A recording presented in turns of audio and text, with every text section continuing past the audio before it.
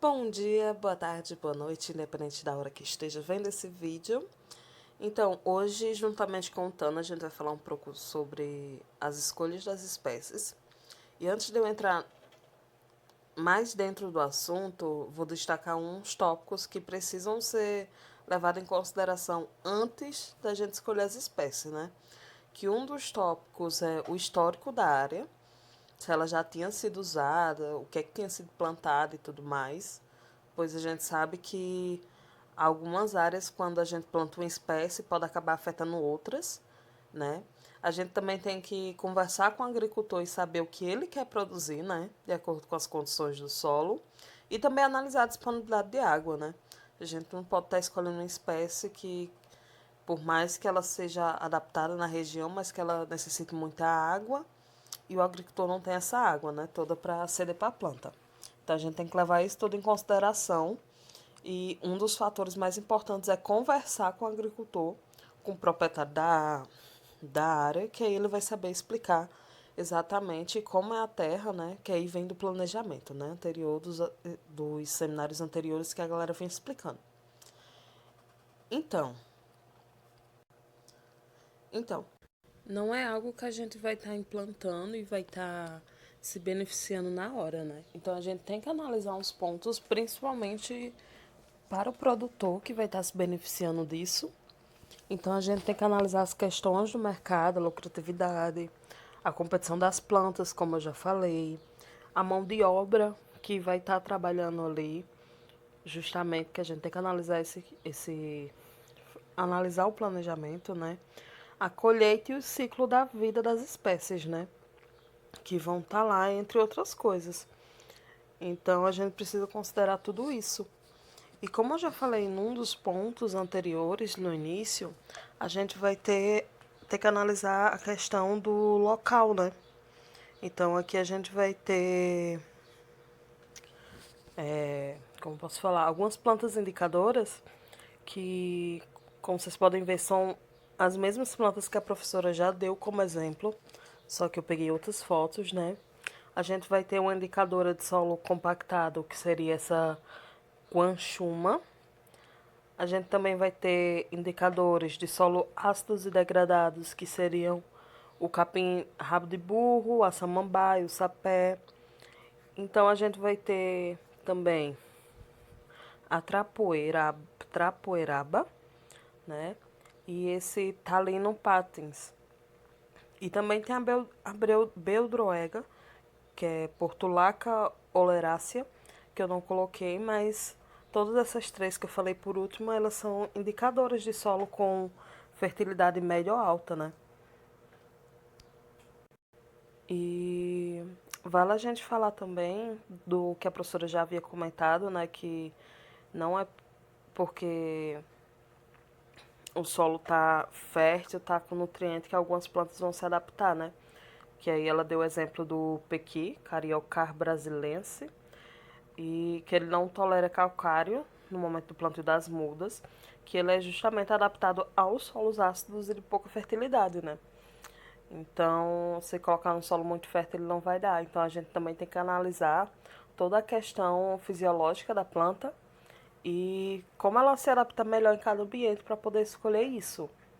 São muitos tópicos assim para poder escolher espécies adequadas para a SAF, porque quando a gente escolhe as espécies, a gente quer que tenha um benefício, né? Então, se a gente não escolher direito no SAF, pode ser que no médio e longo prazo, em vez de ter benefício, a gente tenha um prejuízo, né? Por causa da competição das plantas, que elas não vão produzir e vai acabar tendo um gasto maior, né? E a gente quer evitar essas coisas para o produtor. E aí, uma das coisas que eu já vinha comentando era conversar com o agricultor, né? A gente sabe que, por mais que a gente estude, não tem ninguém que conheça uma terra melhor que o próprio proprietário. Então, conversando com ele, a gente pode saber como é a terra, como ela vai produzir, a gente pode saber onde conseguir o material para as mudas ou as estacas, rizomas, sementes, enfim. Porque a gente sabe que os agricultores eles têm essas trocas de sementes e tem um vizinho que tem um pé de acerola e você tem um pé, sei lá, de umbu e vocês trocam porque vocês não têm esse pé na propriedade e querem adquirir, né? Então a gente sabe que isso é um dos pontos que tem muito nas regiões, né? Pelo menos onde eu já morei no sítio sempre tinha, né? Então, a gente conversando com o agricultor e descobrindo essas informações de, dos materiais, a gente vai reduzir alguns custos de implantação, né? Vai estar facilitando a obtenção de plantas e mudas adaptadas à região e tudo mais. A gente vai ter condições ambientais adequadas para o desenvolvimento, porque as plantas elas são da região, né? Então, quando você pega a semente do vizinho da região, que é do mesmo clima que o seu, então vai ser um ambiente adequado para ela se desenvolver, né? E a ordem cultural, né? Porque vão ser espécies que eles costumam ter como hábito alimentar, vão ser coisas que tá ali diariamente dentro de casa, como comida, ou num canto sendo reserva de semente, alguma coisa do tipo. E vai ser um ambiente, como eu posso falar, vai ser algo que ele já conhece que tá ali, né? E esse é um dos fatores que a gente tem que tomar cuidado quando quer trazer plantas exóticas, tanto vegetal quanto animal, para a região, porque em vez de elas se tornarem beneficiárias, elas podem se tornar tóxicas, né? Tanto para o solo ou para outras plantas. Então, um dos pontos mais principais do SAFs, assim, é a gente optar pelas nativas da região, né? Se for necessário adquirir uma exótica, com certeza que ela se adapta à região, pode ser trazido, né? Mas aí será com um estudo bem mais aprofundado, porque a gente tem que, como já comentei, estudar o lance de consórcio para que ela não prejudique o SAF, né? Então, eu trouxe um exemplo de SAF aqui, né? Porque a gente, antes de plantar, vai ter que ter o desenho de como vai plantar, né? E estudar justamente esse consórcio e o espaço entre as plantas para que elas se ajudem e não se prejudiquem. Eu não sei se vai dar para vocês ver direito, mas os pontos verdes são copaíbas, os pretos são pé de ninho e tem mogno nos pontos vermelhos. E aí ele também vai ter a gliricídia ou andiroba entre as fileiras de mogno e nim e copaíba. Se você for acompanhando o desenho, você vai ver mais ou menos a localidade de cada um, né? Então a gente vai ver que tem mamão perto do café, a gente vai ver que tem cupuaçu junto com banana. Junto não, né? Perto. A gente vai ver que ele vai ter plantio de milho e feijão junto, na mesma fileira.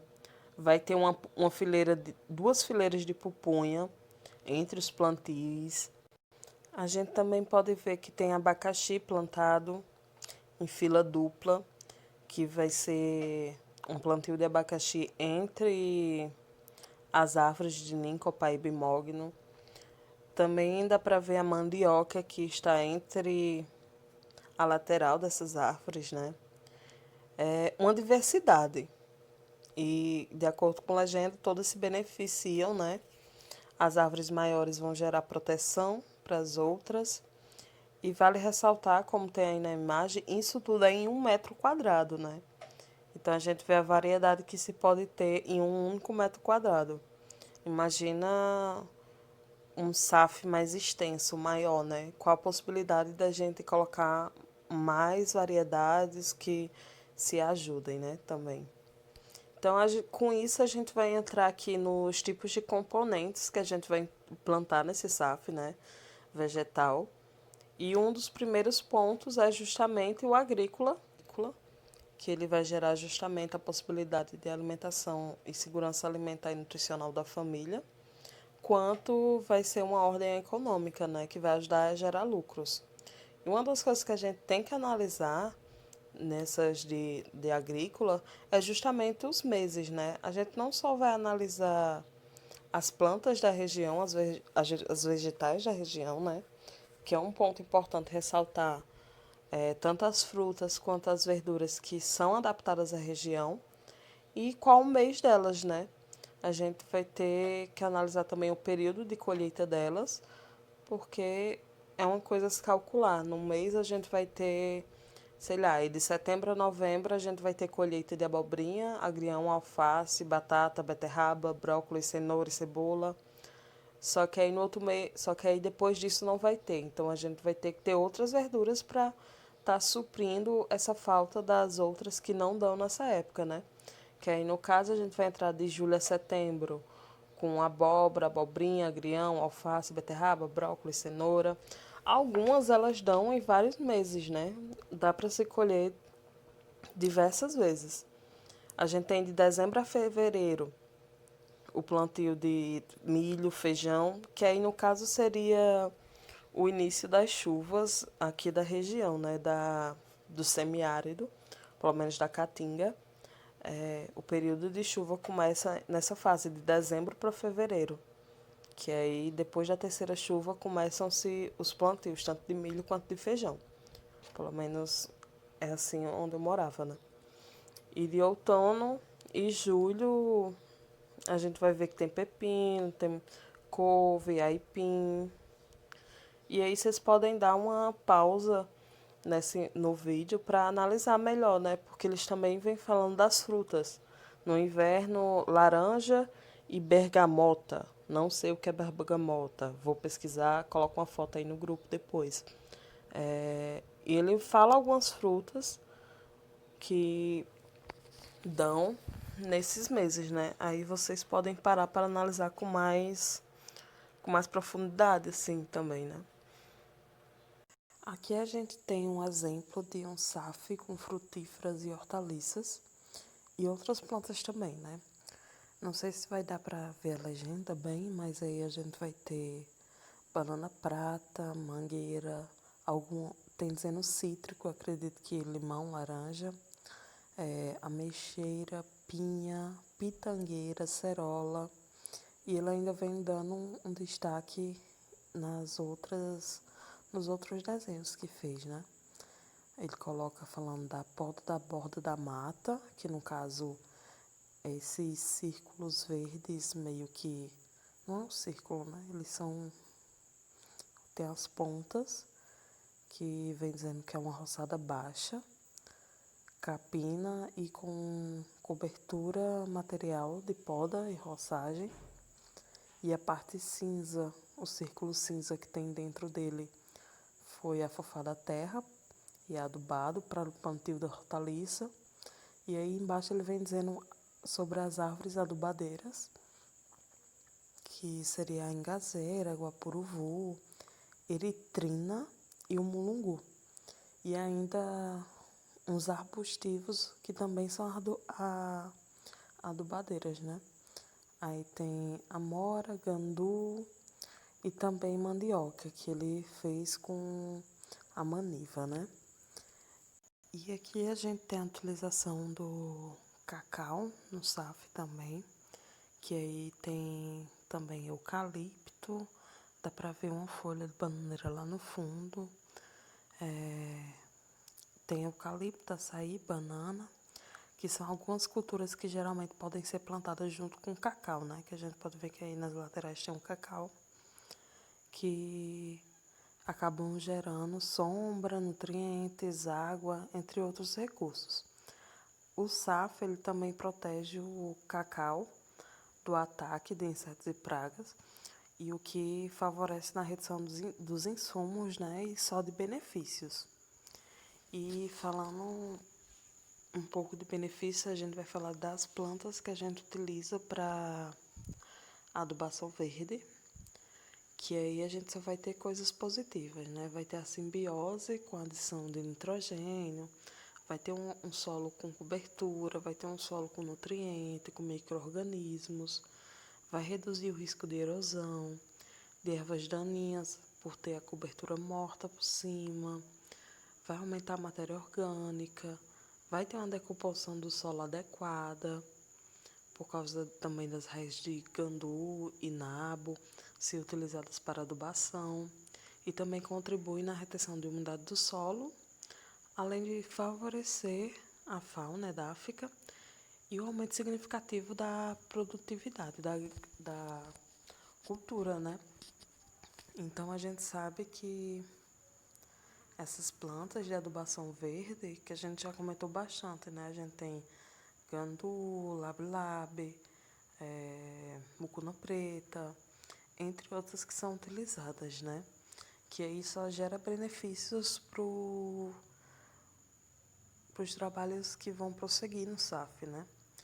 E agora a gente tem uma imagem, que foi inclusive a que a professora usou também no slide dela, da aula que ela falou sobre, que vem falando algumas das plantas que a gente utiliza para adubação verde ou para cobertura do solo. E aí a gente vai ter 3 graminhas, né? Arroz de sequeiro, capim gordura, milheto. E as leguminosas, como eu já falei, mucuna preta, labi-labi. Aí tem essa felirana, feijão de porco, cotralária, calpi, feijão gandu, amendoim forrageiro, calopogônio e entre outras que a gente sabe que tem bastante leguminosa que favorece o solo, né? E agora o Tana vai falar um pouco sobre os componentes arbóreos no SAF, né? E um pouco da sua função também. Então, né, dando continuidade ao trabalho, eu vou falar um pouquinho dos componentes que compõem o SAF, né? E esse componente arbóreo, ele é bastante importante, porque devemos consultar o agricultor para saber para que fim ele vai querer, né? Vai querer para fruta, vai querer para madeira, vai querer como um banco de forrageiras, né? Para fazer uma silagem para complementação na dieta dos animais, né? Em épocas de seca. Então, por isso que eu botei que deve acontecer de forma deliberada, né? Intencionalmente. Nós temos que saber o que está plantando. Deve haver uma boa capacidade de rebrolta, os níveis de competição promovidos com os demais componentes, né?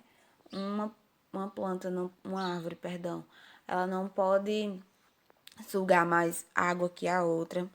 Possibilidade de múltiplos usos, né? Como eu já vi falar, lenha, madeira, frutos, entre outros. E uma coisa bastante importante é que é a adaptação às condições edafoclimáticas específicas. Nós temos que plantar de acordo com o clima da região, né? A gente não adianta plantar, digamos que palma numa região bastante que chove muito, né? Bastante úmida, que não vai dar certo. Elas também devem ser considerados atributos civil-culturais, né, e a função de serviço desempenhada pelos mesmos. E esses sistemas silviculturais, eles se dividem em 4, né, que é agrosilviculturais, que é a combinação de árvores com cultivos agrícolas, os agrosilvos pastoris, que é a combinação de árvore com agrícolas e animais, os silvopastoris, que combinam com árvores e pastagens, e os sistemas de enriquecimento de capoeiras com espécie de importância econômica, né? Então, nós temos que ver o componente arbóreo junto com o de animais, né? Se ele vai querer colocar algum animal na área. Tem um ritmo de crescimento bom, né?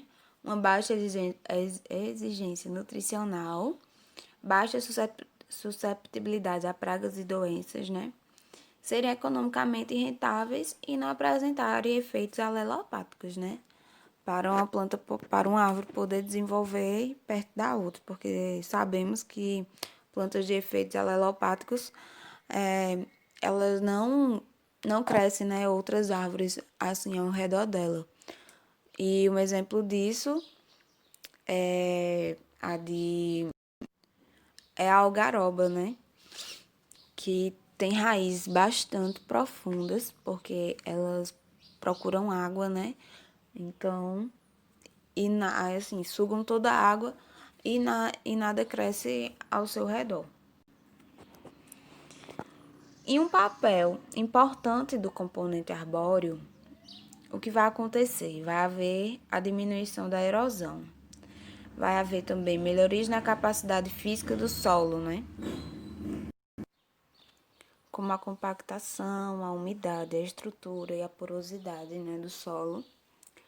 Ciclagem de nutrientes, né, que é folhedo, a fixação biológica de nitrogênio e as micorrizas. Regulação do ciclo hidrológico e aumento da biodiversidade, né, colonização e sucessão secundária, né.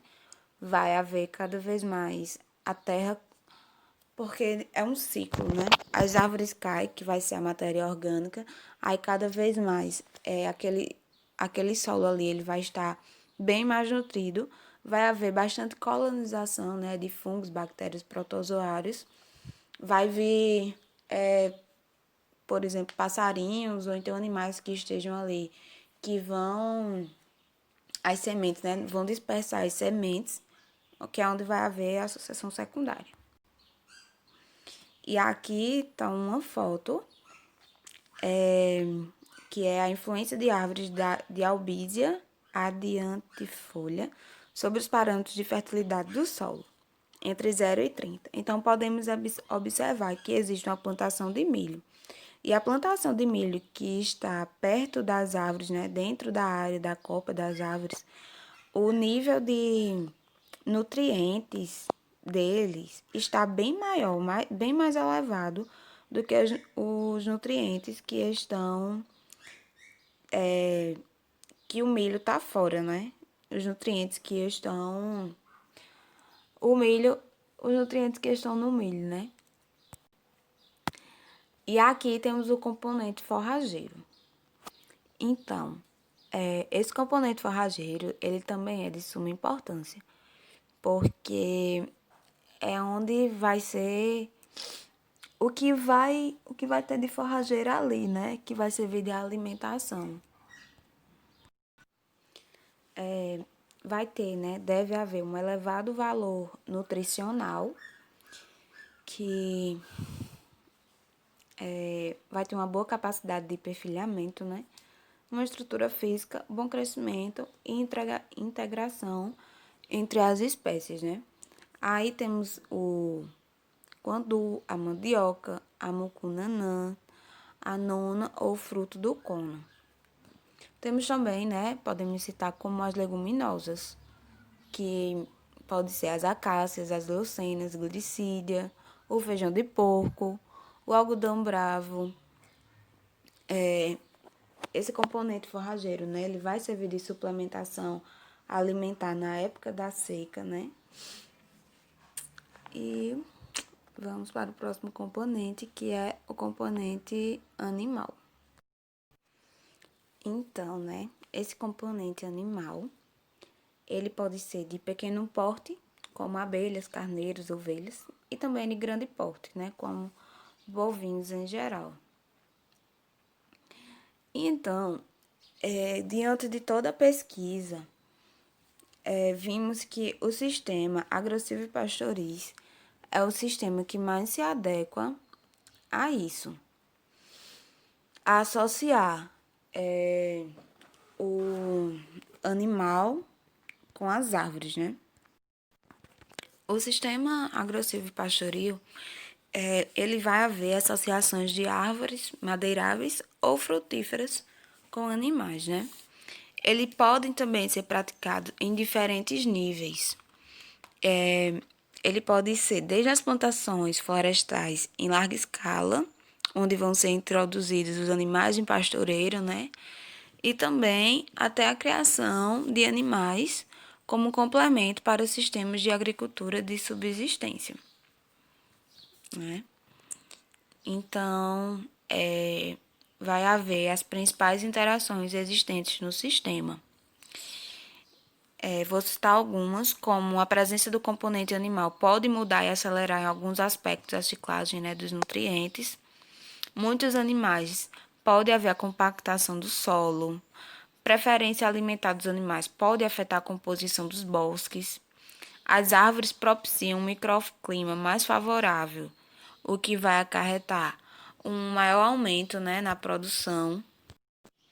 Além de todos eles, esses que eu citei, os animais eles podem também participar na disseminação das sementes, né? O que vai baratear os sistemas de implantação. Então, assim, os sistemas agrossilvopastoris, ele pode ter como objetivo principal a produção animal. E neste caso, as árvores têm um papel secundário na economia, né? Que vai fornecer a lenha e outros produtos, como a forragem, a sombra para os animais, né? E é isso. Obrigada pela atenção.